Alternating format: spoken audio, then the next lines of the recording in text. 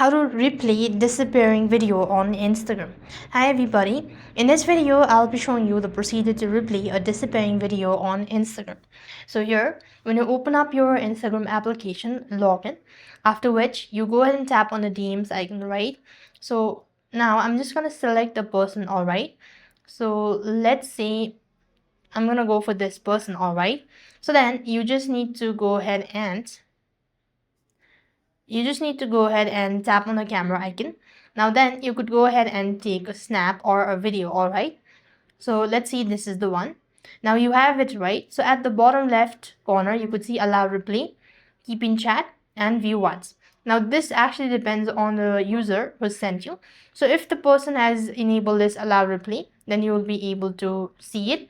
And otherwise, you will not be able to replay a disappearing video on Instagram due to some security concern.